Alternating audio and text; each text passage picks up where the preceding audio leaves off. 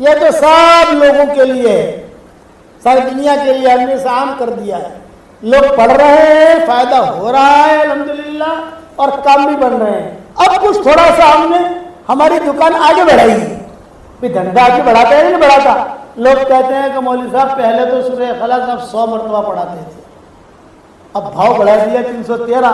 میں نے کہا تو نے جو مکان خریدا کتنے میں خریدا تھا؟ 25 لاکھ میں. اب کیا بھاؤ آ رہا ہے؟ 2.5 کروڑ. تو میں نے کہا تیرا مکان کا بھاؤ جو بڑھ سکتا ہے تو ہمارا بھی تو بھاؤ بڑھ سکتا ہے. نہیں بڑھ سکتا بھائی بھاؤ تو بڑھتا رہتا ہے، جتنا پڑھو گے فائدہ ہی فائدہ ہے. اب میں کہتا ہوں کہ اگر اللہ ہمت دے تو 313 مرتبہ سورہ فاتحہ، 313 مرتبہ لا حول ولا قوت الا باللہ. بس روزانہ نہیں پڑھ سکتے، ٹینشن مت لو. ہفتے کا یہ کورس ہے، ہفتے میں بھی اتنا پورا کر سکتے ہو نا بھائی. ایک دن سورہ اخلاص پڑھ لو، ایک دن درود شریف پڑھ لو، ایک دن استغفار پڑھ لو، ایک دن جو ہے سورہ فاتحہ پڑھ لو، ایک دن جو ہے لا حول ولا قوت الا باللہ پڑھ لو. پھر بھی 2 دن چھٹی کے ملتے ہیں، کبھی آگے پیچھے ہو گیا تو اس میں تھوڑا سا پورا کر لو. اتنا تو کر سکتے ہو نہیں کر سکتے؟ یہ ٹاپ 1 ہے، ٹاپ 1. اتنا کر لو گے انشاءاللہ، اس کے بعد اس کے فائدے دیکھو گے. آپ کہو گے اللہ روزی میں بھی برکت دے گا، اللہ تعالیٰ دعائیں بھی قبول کرے گا، اللہ پریشانیاں بھی دور کرے گا، اللہ سے جو مانگو گے اللہ دے گا. اس پر میں ایک حدیث سنا کر بات ختم کروں. ایک صحابی تھے جن کا نام تھا معاویہ ابن معاویہ لیثی انصاری. یہ تبوک جا نہیں سکے، بہت بیمار تھے. مدینہ منورہ میں تھے، بھائی انتقال ہو گیا ان کا، اور حضور صلی اللہ علیہ وسلم تبوک میں تھے، سارا قافلہ تبوک میں تھا. تو حضرت جبریل آئے تبوک، کہا حضرت معاویہ ابن معاویہ لیثی انصاری کا انتقال ہوا ہے تو کیا کریں؟ غسل وغیرہ کفن وغیرہ وہیں دے دیں، وہیں جنازہ پڑھ لیں، وہیں دفن کر دیں مدینہ میں، یا ان کی لاش یہاں لائیں؟ آپ نے فرمایا نہیں، ان کی لاش یہاں لاؤ. دیکھو یہ عزت مل رہی ہے. فرشتے آسمانوں سے آ رہے ہیں، نبی سے اجازت لے رہے ہیں، فرشتے واپس جا رہے ہیں مدینہ، اور ان کی لاش کو اٹھا کر تبوک لا رہے ہیں. تبوک میں حضور صلی اللہ علیہ وسلم نے جنازے کی نماز پڑھی. پھر حضرت جبریل نے پوچھا، خالی حضور نے اکیلے نے نہیں پڑھی، سارے صحابہ نے پڑھی. یہ صحابی تھے وہ سب قافلے میں جو ساتھ تھے. پھر حضرت جبریل نے پوچھا کہ حضرت یہاں تبوک میں دفن کر دیں یا بقیع لے جائیں؟ آپ نے فرمایا نہیں، بقیع لے جاؤ. چنانچہ فرشتے اٹھا کر بقیع لے گئے، وہاں دفن کیا. لیکن جب ان کا جنازہ اٹھا رہے تھے حضرت جبریل وغیرہ، تو انہوں نے پوچھا جبریل جبریل جبریل جبریل، بلایا. یہ فرمایا ابھی آدمی مرتا ہے بھائی دفن ہو جاتا ہے، اس کو اتنی عزت کیسے ملی؟ مدینہ منورہ سے تبوک 600-650 کلومیٹر ہے، 700 کلومیٹر. اب تو راستے لمبے بنا دیے ان لوگوں نے، 700 کلومیٹر بھی ہو جاتا ہے کبھی کبھی. یہ جو ہے اس سے جانے میں نے جنازہ منگوایا، تم لے گئے، میں نے جنازے کی نماز پڑھی، اتنی عزت کیوں ملی؟ تو حضرت جبریل نے کیا کہا؟ جو کہا حضرت اتنی عزت ان کو اس وجہ سے ملی ہے کہ یہ سورہ اخلاص بہت پڑھتے تھے. آپ بھی پڑھو گے نا انشاءاللہ؟ بغیر گنے پڑھو تو اور اچھا ہے، گنو ہی مت. آپ نے گڑبڑوں سے تصویر پکڑنے کی ہی نہیں، چلتے چلتے پڑھتے جانے کا. ہمارے چھوٹے چھوٹے بچے ہیں نا، گھر سے جاتے ہیں مدرسے میں، مدرسے سے آتے گھر پر، یہ کہ دادا ابا جاتے ہوئے ہم نے 2 بنگلے بنا دیے اور آتے ہوئے 2 بنگلے بنا دیے جنت میں. سمجھ ایک جاتے ہوئے سورہ اخلاص پڑھتے پڑھتے گئے، سورہ اخلاص پڑھتے پڑھتے آئے. ایک حدیث اور سن لو. ابو ذر غفاری بیٹھے ہوئے حضور صلی اللہ علیہ وسلم کے پاس، حضرت جبریل آئے اور حضرت جبریل نے کہا احاذا ابا ذر یا رسول اللہ، کیا یہ ابو ذر ہے؟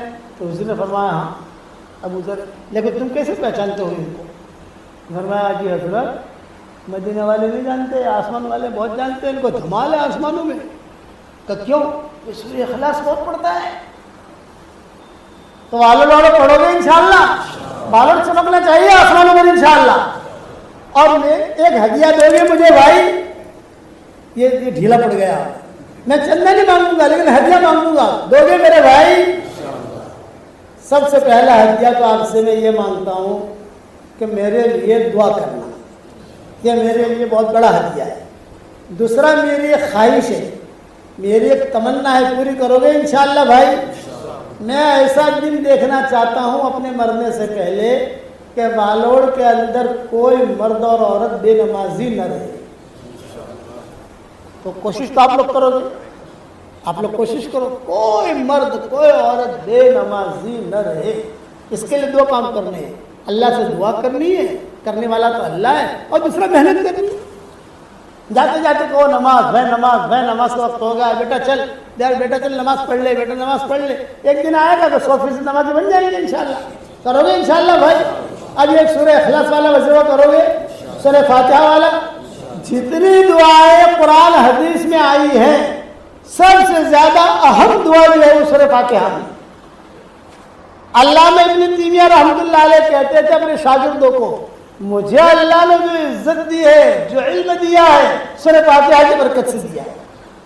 میں سورہ فاتحہ بہت پڑھتا ہوں تو اللہ نے مجھ پر کھولا ہے، آپ پڑھو گے انشاءاللہ۔ اب اس کے بعد میں کہتا ہوں ہمارا دعوت کا کام سدا بہار، دعوت تبلیغ کا کام ہر جگہ ہے ماشاءاللہ۔ مسجد میں جماعتیں بیٹھتی ہیں، مشورے ہوتے ہیں، اجتماعات ہوتے ہیں، جوڑ ہوتے ہیں، ساتھی جماعتیں آتی ہیں، جماعتیں جاتی ہیں۔ تو آپ لوگ دعوت کے کام میں لگو گے انشاءاللہ بھائی؟ اب بتاؤ کون کون تیار ہے 3 چلے کے لیے؟ جلدی جلدی کھڑے ہو جاؤ، نام لکھوا لو، پھر ہم دعا کر لیں انشاءاللہ۔ پانی دے دو، بتاؤ کون کون تیار ہے؟ بھائی کا کیا نام؟ بھائی لکھو لکھو، نام لکھو بھائی، نام لکھو، ہمارے جو ذمہ دار ساتھیوں نام لکھو۔ واہ واہ، بالوڑ تو آگے نکلا ماشاءاللہ، دیکھو 3 یہ کھڑے ہو گئے، 4 5 6 7 8، واہ چلے والے بھائی۔ ہاں ہمارا بھاؤ مت بگاڑنا بھائی، ہم چاہتے ہیں کہ زیادہ سے زیادہ 3 چلے کی جماعتیں نکلیں۔ تو چلہ بھی ہے، وہ بھی ہے، لیکن 3 چلے کی عادت ڈالو۔ یہاں پر مؤذن صاحب کون ہے نہیں؟ چھٹی پر گئے؟ اچھا اچھا، ماشاء اللہ ماشاء اللہ۔ اور بتاؤ، اور بتاؤ کون ہے؟ اچھا ٹھیک ہے، اور بتاؤ بتاؤ۔ ہاں تیرا نام لکھا نا، ارادہ تو کر لے افضل، 3 چلے کا ارادہ تو کر، پورا گورے کھڑا ہو جائے گا، مسافہ کر ماشاء اللہ۔ تو نیت تو کر، میں وعدہ نہیں کرواتا لیکن نیت تو کر، نیت کرنے میں کیا جاتا ہے، اللہ آسان کرے۔ اب دیکھو یہ میرا جو وظیفہ ہے اس کا نام ہے جاندار، شاندار، مالدار، دیندار، ایماندار۔ یہ میری تصویر ہے، میں جہاں جاتا ہوں یہ بھی جاندار، شاندار، مالدار، دیندار، ایماندار۔ تو پورے مجموعے کو میں تصویر دے نہیں سکتا، میری خاص تصویر ہے۔ میں جہاں جاتا ہوں وہاں میری عادت یہ ہے کہ امام صاحب کو دیتا ہوں اور مؤذن صاحب کو دیتا ہوں، ایک بات۔ دوسرا، جہاں میں ٹھہرتا ہوں جن کے مکان میں، وہ میرے میزبان ہیں، میں ہمیشہ ایک دعا کرتا ہوں، اے اللہ اب تو نے میرے شاگرد دنیا میں بہت بڑھا دیے، ہر جگہ میں جا نہیں سکتا، تو اللہ تیرا جو بندہ بندی تجھے پسند ہو، بہت زیادہ پسند ہو، اس کے گھر میں مجھے لے جا اور اس کا کھانا کھلا۔ تو وہاں جب جاتا ہوں تو وہاں میاں بیوی کو دے دیتا ہوں ایک ایک تصویر۔ تو میں نے ہمارے جہاں ٹھہرے ہیں مناج بھائی ہیں، کون مجھے نام یاد رہا نہیں، ان کو میں نے دے دی، ان کی بیوی کو دے دی، یہ ہمارے امام صاحب کو بھی دے دی، اور یہ مؤذن صاحب کی ہے، یہ میری طرف سے دے دینا ہوں، اور کہنا اس پر سورہ اخلاص پڑھتے رہو۔ نوٹیں بہت لگے گی، فکر مت کرنا انشاءاللہ۔ بالوڑ والوں کو پیسوں کی بہت ضرورت ہے، نوٹیں بہت چاہیے ان کو، تو حلال مال بھی ملے گا انشاءاللہ، لیکن پڑھتے رہنا، پڑھو گے انشاءاللہ۔ اچھا سارا مجمع ایک نیت کرے کہ انشاءاللہ اللہ کے سارے احکامات کو پورا کریں گے تو ہو انشاءاللہ، اور دعوت کے کام میں اخلاص کے ساتھ لگیں گے، گھومنے پھرنے کے لیے نہیں۔ اللہ کا حکم ہے، جیسے ہمارے بڑے کہیں، جیسا وقت لگانے کا کہیں، وقت گزارنے کا کیا، ویسا کرنے کا کرو گے انشاءاللہ۔ اب دعا کر لیں، اللہم لک الحمد کما انت اہل، فصل وسلم علی سیدنا محمد کما انت اہل، نفعل بنا ما انت اہل، فإنک اہل التقوی واہل المغفرہ۔ اے اللہ ہمارے گناہوں کو معاف فرما، اے اللہ ہماری خطاؤں سے درگزر فرما، اے اللہ پورے عالم والوں کو قبول فرما، ان کے محبت کے کرنے کو قبول فرما، ان کے جڑنے کو قبول فرما، ان کے مردوں کو قبول فرما، ان کے عورتوں کو قبول فرما، ان کے چھوٹوں کو قبول فرما، ان کے بڑوں کو قبول فرما، اے اللہ والوں کے ایک ایک اینٹ کو قبول فرما، ایک ایک ذرے کو قبول فرما، تیرے دین کے لیے ان بستیوں کو قبول فرما، قرب و جوار کی جو بستیاں ان کو بھی تو قبول فرما، جہاں جہاں سے لوگ آئے ہیں ان کو بھی قبول فرما۔ اے اللہ میری تشکیل پر جو روزانہ 313 مرتبہ سورہ اخلاص پڑھے، 313 مرتبہ درود شریف پڑھے، 313 مرتبہ استغفار پڑھے، 313 مرتبہ سورہ فاتحہ پڑھے اور 313 مرتبہ لا حول ولا قوت الا باللہ پڑھے، اے اللہ اس کی ساری دعاؤں کو قبول فرما، اس کی پریشانیوں کو دور فرما، اس کی ساری حاجتوں کا تو غیر سے تکفل فرما۔ اے اللہ جس کرم سے آپ نے ہمیں اس مسجد میں جمع کیا ہے، تیرے اسی کرم سے جنت الفردوس میں تو ہم سب کو جمع فرما دے اور ہماری قیامت تک آنے والی نسلوں کو تو قبول فرما دے۔ جو مائیں بہنیں شریک ہوئے ان کو بھی قبول فرما، بھائی شریک ہوئے ان کو بھی قبول فرما۔ اس امت کے لیے حلال بستروں کا انتظام فرما، حرام بستروں سے اس امت کو نجات دے دے۔ اس والڑ میں آنے کو قبول فرما، یہاں رات رہنے کو قبول فرما، یہاں کی دعاؤں کو قبول فرما، یہاں کے پروگرام کو قبول فرما، اور اے اللہ یہاں سے رخصت ہونے کو قبول فرما۔ ہماری دعاؤں میں ان کا حصہ عطا فرما، ان کی دعاؤں میں ہمارا حصہ عطا فرما۔ اے اللہ جس نے بھی مجھے دعاؤں کے لیے کہا ہو، دعاؤں کے لیے خطوط میں لکھا ہو، جن کا ہم پر کسی قسم کا حق اور احسان ہو، یا جو مجھے اپنی دعاؤں میں یاد کرتے رہتے ہوں، یا مائیں بہنیں مجھے اپنی دعاؤں میں یاد کرتی رہتی ہوں، ہماری ساری دعاؤں میں ان کا پورا پورا حصہ نصیب فرما۔ اے اللہ ہواؤں کے ساتھ جو خیریں آتی ہیں وہ خیریں ہمارے لیے مقدر فرما، ہواؤں کے ساتھ جو برائیاں آتی ہیں ان برائیوں سے تو ہماری حفاظت فرما۔ اے اللہ اس امت کی اجتماعی انفرادی پریشانیوں کو دور فرما۔ اے اللہ امت بہت پریشان ہے، اے اللہ امت بہت پریشان ہے، سارے دروازے بند ہو چکے ہیں، صرف تیرا دروازہ کھلا ہوا ہے۔ اے اللہ کرم کا، رحم کا، فضل کا معاملہ فرما۔ اے اللہ رسول اللہ صلی اللہ علیہ وسلم نے جتنے خیر کے لائن کی دعائیں مانگی ہیں وہ ساری کی ساری ہم سب کے لیے مقدر فرما۔ جن شرور سے پناہ چاہی ہو ان شرور سے تو ہماری حفاظت فرما۔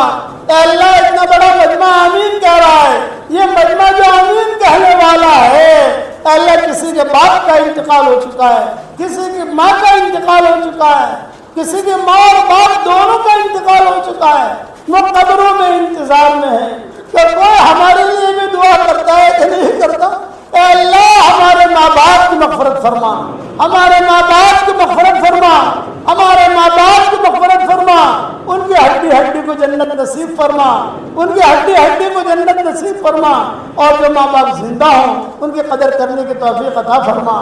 اے اللہ تیرے دین کی خاطر دنیا بھر میں جہاں جہاں جانے میں خیر ہو عافیت کے ساتھ تو ہمیں لے جا، اور جہاں جانے میں شر ہو تو ہماری حفاظت فرما۔ اے اللہ جن کے لڑکیاں اور لڑکیاں شادی کے لائق ہوں، غیر شادی شدہ ہوں، بہترین جوڑوں کا ان کے لیے انتظام فرما۔ جو بے اولاد ہوں نیک صالح اولاد انہیں نصیب فرما۔ جن کے اولاد طیب کے نافرمان ہیں ان کے نافرمان اولاد کو فرما بردار بنا دے۔ اے اللہ میری اس دعا پر دنیا بھر میں جہاں کہیں آمین کہی جائے ان کی بھی جائز مرادوں کو پوری فرما، اور اپنے فضل و کرم سے ہماری دعاؤں کو قبول فرما۔ صلی اللہ تعالیٰ کیا کس کے دل میں تھا؟ تو اللہ کا جو معاملہ ہوتا ہے وہ دل کے ساتھ ہوتا ہے، اسی لیے حدیث شریف میں آتا ہے کہ اللہ تعالیٰ تمہاری صورتوں کو نہیں دیکھتا، کہ تمہارے مال کو بھی نہیں دیکھتا کتنا مال ہے، لیکن ڈائریکٹ اللہ کی نگاہ انسان کے دل پر جاتی ہے۔ دل میں اگر گند بھری ہوئی ہے تو کوئی عبادت قبول نہیں ہوگی، اور دل صاف ہے تو عبادت بھی قبول ہوگی، دعا بھی قبول ہوگی۔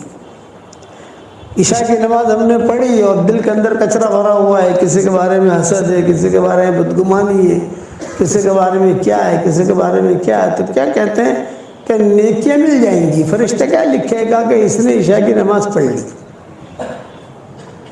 فرض ادا ہو گیا، لیکن اس نماز پر جو نتیجہ نکلتا ہے وہ نہیں نکلے گا، وہ نہیں نکلے گا۔ اس لیے اس وقت میں یہ بنیادی چیز ہے کہ آدمی اپنے دل پر بھی محنت کرے۔ ظاہری نماز ہماری اچھی ہو، ہم فکر کرتے نہیں کرتے، رکوع برابر ہو، سجدہ برابر ہو، کپڑے ذرا پاک صاف ہوں، خوشبو ہو، خوش وضو کے ساتھ نماز پڑھیں۔ اس سے زیادہ ضروری ہے کہ آدمی کا دل جو ہے صاف ہونا چاہیے۔ جس کے دل صاف ہوتے ہیں اس کو ہوائیں بھی سلام کرتی ہیں، اور جس کے دل میں کچرا ہوتا ہے تو خیر آ کر بھی چلی جاتی ہے، دروازے پر آئے گی خیر، لیکن دیکھے گا کہ ہاں ان کے دل کے اندر کچرا ہے تو خیر نکل جائے گی۔ کسی زمانے میں افغانستان میں حالات آئے تھے، آج سے 600-700 سال پہلے کا یہ قصہ ہے۔ زلزلے آئے، عام طور سے جہاں پہاڑ ہوتے ہیں وہاں زلزلے نہیں آتے، عام طور سے یہ اللہ کا نظام ہے کہ وہاں زلزلے کم آتے ہیں، جہاں پہاڑ زیادہ ہوں قریب وہاں زلزلے کم آتے ہیں۔ وہ پہاڑ جو ہے وہ زمین کو ہلنے سے وہ روک دیتے ہیں، تو وہاں پہاڑ بہت ہے لیکن کچھ وہ حالات آئے ان پر 700 سال پہلے، کوئی لاوا پھٹا، آگ نکلی، اس میں پھر زلزلہ بھی آیا، کئی لوگ دائیں بائیں ہو گئے، تو ایک عورت اپنے چھوٹے بچوں کو لے کر وہاں سے پیدل تاشقند پہنچی۔ یہ سب بارڈریں ملی ہوئی ہیں، تاجکستان، ازبکستان، تاشقند، سمرقند، بخارا، ترمیز، نسائی، امام نسائی جہاں کے تھے، یہ ساری بارڈریں جو ہے ملتی ہیں۔ وہ بچ گئی ایک عورت اپنے بچوں کو لے کر، اس کا شوہر انتقال ہو گیا، اس کے ماں باپ مر گئے، بھائی بہن مر گئے، ابھی جان بچا کر اللہ حفاظت فرمائے۔ اس کو کہتے ہیں بوائی قدہر، زمانے کا الٹ پھیر،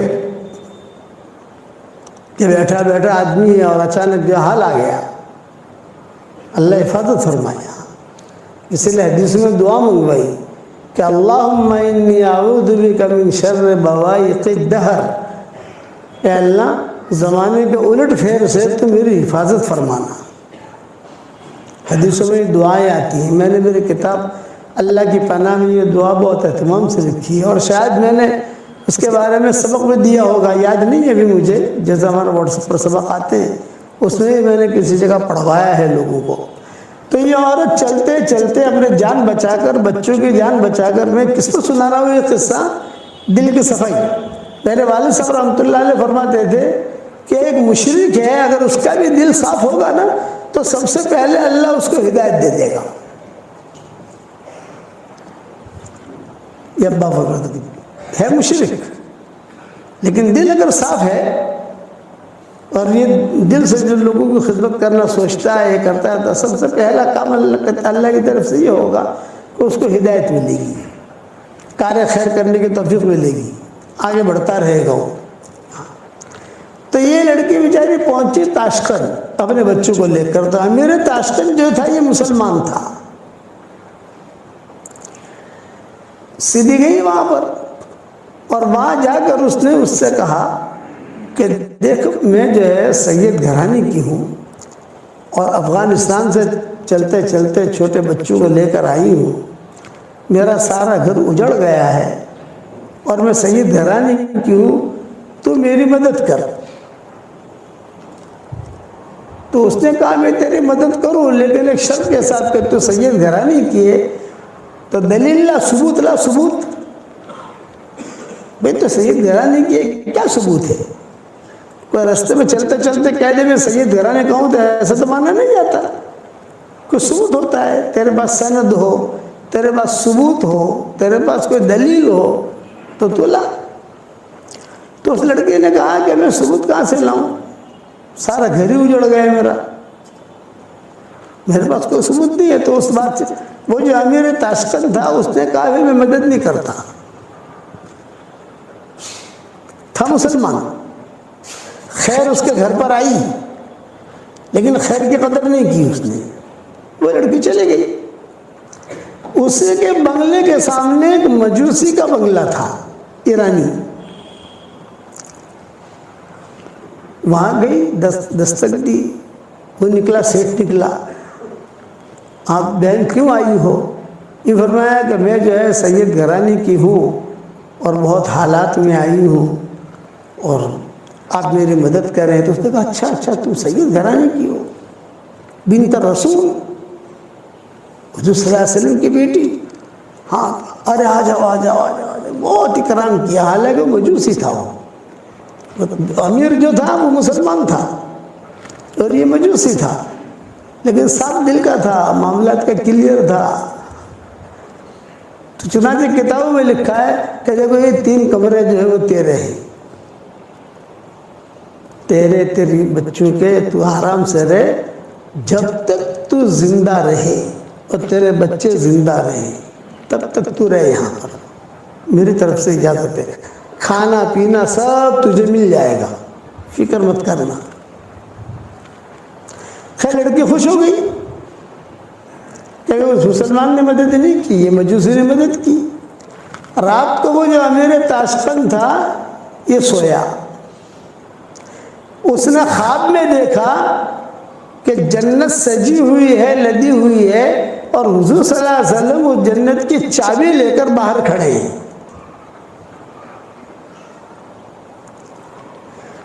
تو یہ امیر تاشقند جو مسلمان تھے گئے, کہا السلام علیکم یا رسول اللہ. آپ نے کہا وعلیکم السلام. تو یہ چابی کس کی ہے جنت کی؟ تو آپ نے کہا مومن کی ہے, مومن کی. تو اس نے کہا میں بھی مومن ہوں. تو آپ نے کہا اچھا تو مومن ہے, دلیل لا, ثبوت لا, ثبوت, سند. کیا دلیل ہے کہ تو مومن ہے؟ جب آپ نے اتنا جملہ کہا خواب میں کہ تم دلیل لا, ثبوت لا, سند لا, وہ سمجھ گیا. پھر حضور صلی اللہ علیہ وسلم نے ڈانٹا اس کو خواب میں, میری بیٹی تیرے پاس آئی تھی اور کہا میں سید گھرانے کی ہوں, اور تو نے دلیل مانگی, ثبوت مانگا, سند مانگی, اور تو نے اس کی مدد نہیں کی, تو میں تجھے چابی کیسے دوں؟ تو مومن ہے, دلیل لا. خیر وہ حضور نے جب ڈانٹا تو وہ گھبرا کر کھڑا ہو گیا, خواب اس کا پورا ہو گیا. اسے پتا تھا کہ یہ لڑکی گئی ہے مجوسی کے یہاں, سیدھا گیا یہ مجوسی کے یہاں اور کہا آن الملک, میں بادشاہ ہوں, یعنی یہاں کا امیر تو میں ہوں. وہ لڑکی جو تمہارے پاس آئی ہے وہاں یہی بات کہی, یعنی ہماری سنائی نہیں, وہ تو بڑا آدمی ہے. تو ساتھیوں نے کہا جو تم نے بات کہی ہے وہی بات تقی صاحب نے فلاں جگہ کہی. ایک چیز دیکھی میں نے وہاں کہ دل بہت صاف, اس لیے میرا یہ جملہ آپ گھر جا کر بھی تھوڑا سا سوچنا کہ مولوی صاحب نے کیا کہا. یہ ہر کام آسان ہے, دل کو صاف رکھنا مشکل ہے, اور اللہ کی جو مدد آتی ہے وہ دل کی صفائی کے ساتھ آتی ہے. انما یتقبل اللہ من المتقین.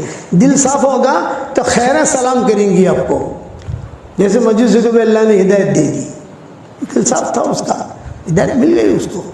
اور جو مسلمان تھا بادشاہ اور جس کا تعلق بھی بڑے بڑے لوگوں سے, لیکن دل میں کچرا بھرا ہوا تھا, تو اللہ نے اسے محروم کر دیا. پوری سیرت میں آپ کو یہ قصے ملیں گے, پوری سیرت میں. تو طفیل ابن عمرو الدوسی تھے, ان کا دل بہت صاف تھا, بہت بڑے شاعر تھے, قبیلے بنی دوس. حضرت ابو ہریرہ اسی قبیلے کی تھی رضی اللہ تعالیٰ. یہ جب مکہ مکرمہ آئے تو مکہ مکرمہ یہ آئے حضور صلی اللہ علیہ وسلم سے ملنے نہیں آئے تھے. جیسے مشرکین مکہ آتے تھے, مکہ مکرمہ عمرے کے لیے آتے تھے, طواف کرتے تھے, شرابیں پیتے تھے, اور آ کر وہاں زمزم کا پانی پیتے تھے, اپنے اعتبار سے دعائیں مانگتے تھے, پھر چلے جاتے تھے. وہ اس اعتبار سے آئے تھے طفیل ابن عمرو الدوسی. تو مشرکین مکہ کو پتہ چلا کہ طفیل آئے ہیں, طفیل آئے ہیں. بہت ہمارے علامہ اقبال کے سب معروف ہیں کہ علامہ اقبال کے اشعار, علامہ اقبال ویسے ہی طفیل ابن عمرو الدوسی تھے. عربوں میں اچھے اچھے اشعار پڑھتے تھے تو لوگ جو ہے وہ جھوم جاتے تھے, بڑے بڑے اچھے اشعار پڑھے. بہت اچھے اشعار پڑھے، اور پڑھو اور پڑھو اور پڑھو. یہ طفیل بن عمرو الدوسی دل کے صاف، دل میں کوئی کچرا نہیں. یہ جب مکہ مکرمہ پہنچے تو مشرکین مکہ نے دیکھا کہ ارے طفیل آئے، طفیل اتنا بڑا آدمی آیا ہے، بہت لبیب. ان کو کہتے تھے طفیل بن عمرو الدوسی کان شاعرا کان لبیبا، یہ ان کا نام تھا. کان شاعرا کان لبیبا، لبیب کا مطلب یہ بہت زیادہ عقل مند. معمولی اشارہ بھی سمجھ لے. تو مشرکین مکہ نے ان کو گھیر لیا اور گھیر کر یوں کہا کہ طفیل تم یہاں مکہ میں آئے ہو، لیکن تمہیں پتہ چلنا چاہیے ایک آدمی ہے جس کا نام محمد احمد ہے، وہ اپنے آپ کو کہتا ہے میں اللہ کا نبی ہوں، تو تم جو ہے اس کی بات مت سننا. اس کی بات میں اتنا جادو ہے کہ تمہارے شہر میں جادو نہیں ہے. تم جو اشعار پڑھتے ہو اشعار میں جادو نہیں ہے، بس اس کی بات تمہارے کان میں نہ پڑے. خوفنی، حدیث کو جملہ خوفنی، ڈرا ہے مجھے، بہت ڈرا ہے، بہت ڈرا ہے، اور میں ڈر بھی گیا. انسان جو ہے یہ تو کمزور ہے نا. کسی چیز کے بارے میں کچھ کہو، یہ کہو بکری کو دیکھنا مت، بکری کو دیکھنا مت، اتنی بات تم چلاؤ تو لوگ یہ باتیں دیکھنا چھوڑ دیں گے اس کو. انسان اثر لیتا ہے، جنات اثر نہیں لیتا. انسان جلد باز ہے، جنات جلد باز نہیں ہے. انسان جھگڑالو ہے، جنات جو جھگڑالو نہیں ہے. اسی لیے قرآن میں کہا وَكَانَ الْإِنسَانُ أَكْثَرَ شَيْءٍ جَدَلًا، انسان جھگڑالو. جنات کے بارے میں اللہ نے نہیں کہا یہ جھگڑالو ہے. وَكَانَ الْإِنسَانُ عَجُولًا، انسان جلد باز ہے. اِذَا مَسَّهُ الشَّرُّ جَزُوعًا وَإِذَا مَسَّهُ الْخَيْرُ مَنُوعًا، یہ انسان کی صفتیں بیان کی ہیں، جناتوں کی صفت بیان نہیں کی کہ ان کے یہاں جلد بازی نہیں ملے گی، ان کے یہاں جھگڑا نہیں ملے گا. بتھم بتھا تھوڑی بہت تو ہوگی، لیکن ہماری طرح جھگڑے نہیں ہوں گے کہ اس کو قتل کر دے، اس کو قتل کر دے، اس کا مال ہڑپ کر جاوے، اس کا مال ہڑپ کر جاوے. یہ چیز نہیں، اپنی زندگی گزاریں گے وہ. تو یہ انسان کے بارے میں کہا وَكَانَ الْإِنسَانُ أَكْثَرَ شَيْءٍ جَدَلًا. ان لوگوں نے جو مکہ والوں سے اتنا ڈرایا، اتنا ڈرایا. تو طفیل بن عمرو الدوسی کہتے تھے کہ مجھے اتنا ڈرایا یار، میں نے کبھی کسی کی برائی اتنی سنی نہیں جتنے انہوں نے حضور کے کیے. اور اتفاق ایسا ہوا کہ حضور صلی اللہ علیہ وسلم تشریف لائے حرم میں اور آپ نے نماز کی نیت باندھ دی. تو مشرکین مکہ نے کہا وہ کھڑے ہیں، وہ کھڑے ہیں، وہ ہے محمد، وہ بات مت سننا، وہ کھڑے تھے. اب میں اتنا ڈرا، میں نے کہا مجھے روئی لا کر دو، کہیں سے روئی. طواف کرنا ہے تو طواف کرنا ہے، تو مجھے جو ان کی تم لوگوں نے ڈرایا ہے کہ اس کی بات تیرے کان میں نہیں پڑے، تیرے کان میں اگر اس کی بات پڑ گئی یا اس کی کوئی آواز پڑ گئی تو گیا. تو طفیل بن عمرو الدوسی کہتے تھے میں نے روئی لی اور روئی لے کر اپنے دونوں کانوں میں ڈالی اور میں نے بیت اللہ کا طواف شروع کیا. خدا کا کرنا، بیت اللہ کا طواف شروع کیا تو حضور صلی اللہ علیہ وسلم جہاں نماز پڑھتے تھے وہاں قریب جب پہنچتا تو زور سے ہوا آتی اور وہ ہوا دونوں روئی نکلتی تھی. 7 چکروں میں ایسا ہوا کہ جہاں قریب جاؤں تو دونوں روئی جو ہے وہ ہوا نکال دے، اور حضور کے قریب سے گزروں تو کچھ نہ کچھ سمجھ گئے نا، آواز کان میں پڑ جاتے.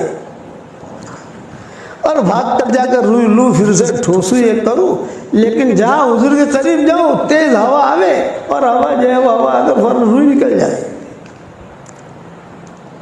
تو میں نے یہ سوچا، طفیل بن عمرو الدوسی کہتے تھے صاف دل کے آدمی تھے، کچرا نہیں تھا. آج آپ لوگ نیت کرو کہ ہمیں ہمارے دلوں کو صاف رکھنا ہے اور بہت تنہائی میں بیٹھ کے لیے میرا مضمون سوچنا کہ پیدل جماعت میں وقت لگانا بھی آسان ہے اور پیر کے پاس جانا بھی آسان ہے، مرید بننا بھی آسان ہے، مرید بنانا بھی آسان ہے، قرآن پڑھنا بھی آسان ہے، پیدل حج کرنا بھی آسان ہے، زکوٰۃ نکالنا بھی آسان ہے، لیکن دل کو صاف رکھنا یہ کڑا امتحان ہے. بہت سخت امتحان ہے. اذ ختم اللہ علی قلوبہم وعلی سمعہم وعلی ابصارہم غشاوہ پہلے دل لائے. فی قلوبہم مرض فزادہم اللہ مرضا دلوں کے اندر بیماریاں تھی تو بیماری کو اللہ نے اور بڑھا دیا. تو طفیل ابن عمرو دوسی کہتے تھے میں نے جب توب پورا کر لیا تو میرے دل میں یہ بات آئی کہ یار طفیل تو بہت بڑا شاعر ہے, لبیب ہے, سمجھدار ہے, ذرا محمد سے بات تو کرو. بیٹھ گئے حضور کے پاس اور حضور صلی اللہ علیہ وسلم سے کہا کہ آپ کون ہیں, کیا چاہتے ہیں آپ کے گھر والے, آپ کے سب رشتہ دار یہ سارے کے سارے آپ کی مخالفت کرتے ہیں. آپ نے فرمایا میں کچھ نہیں چاہتا. حضور صلی اللہ علیہ وسلم نے قرآن کی آیتیں پڑھنی شروع کی. قرآن تو قرآن ہے. قرآن ایسا کلام ہے کہ جس کا دل صاف ہوگا تو ڈائریکٹ دل پر اثر کرے گا, اور جس کے دل میں کچرا ہوگا وہ اس کا دل اثر کرے گا ہی نہیں. قرآن کا کوئی اثر نہیں ہوگا اس پر. اسی لیے حضور صلی اللہ علیہ وسلم دعا مانگتے تھے کہ اللہم طہر قلبی من النفاق, اے اللہ میرے دل کو تو پاک کر نفاق سے. اب نبی منافق ہو سکتا ہے بھائی؟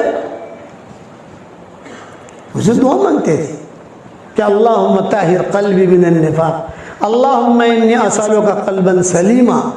آپ نے فرمایا جب لوگ مال بہت جمع کریں نا, یہ صحیح حدیث میں آتا ہے, سورت میں آج کل مال بہت آ رہا ہے نا بھائی, ارے ہاں تو کہو یار, کتنا ہم کو بھی تو انداز لگتا ہے. ہم گلی میں داخل ہوتے ہیں سمجھ جاتے ہیں کتنا اوپر جا رہا ہے کتنا نیچے آ رہا ہے, سارے دنیا میں جاتے ہیں. تو جب مال لوگ بہت جمع کریں تو اللہ تعالیٰ سے دل کی صفائی مانگو. اللہم انی اسألک قلبا سلیما. لمبی حدیث ہے, اس کا ایک ٹکڑا میں نے کہہ دیا کہ اللہم انی اسألک قلبا سلیما. الا من اتى اللہ بقلب سلیم, قرآن نے اذ جاء ربہ بقلب سلیم. تو یہ طفیل ابن عمرو دوسی جو تھے یہ قلب سلیم والے تھے. حضور صلی اللہ علیہ وسلم نے کچھ نہیں کہا, حضور نے قرآن کی آیتیں پڑھی. بس جہاں حضور نے قرآن کی آیتیں پڑھی تو پہلے یوں دیکھتے تھے حضور کو, اور یوں جب حضور قرآن کی آیت پڑھتے گئے آہستہ آہستہ آہستہ آہستہ ان کی نگاہیں نیچے ہوتی تھیں. یہ پہلے پاؤں پھیلا کر بیٹھے تھے, بعد میں پاؤں جو ہے سکڑ لیے. قرآن ہے. تو حضور صلی اللہ علیہ وسلم سے پوچھا تھا آپ چاہتے کیا؟ میں کہتا ہوں مسلمان ہو جائے, کامیاب ہو جائے گا تو. یہ کہاں چکروں میں پڑا ہے اس کے, تو مجھے کیا کرنا پڑے گا؟ یہ فرمایا کہ تم کلمہ پڑھ لے, مجھے اللہ کا نبی مان لے, مسلمان ہو گئے. وہاں مشرکین مکہ دیکھ رہے تھے, وہ کہہ رہے تھے ارے یار یہ بھی جو ہے نا اس کے باتوں میں آ گیا, یہ باتیں کر رہا ہے, اب ہاتھ ہلنے بند ہو گئے ہیں, پاؤں بھی سکڑنے لگے ہیں, اور آنکھیں بھی نظریں بھی جو ہے نیچے ہونے لگی ہے, مانو نہ مانو یہ مسلمان ہو گیا. اچھا یہ معالج بھی تھے, علاج بھی کرتے تھے, جنات وغیرہ کا علاج, جنات ہو جادو ہو, یہ تو شروع سے چلا آ رہا ہے نا جنات جادو, تو یہ علاج بھی تھے, وہ علاج بھی کرتے تھے. تو مشرکین مکہ نے کہا تھا ان کو کہ دیکھو ذرا دماغ میں ثعلبہ کو بھی کہا تھا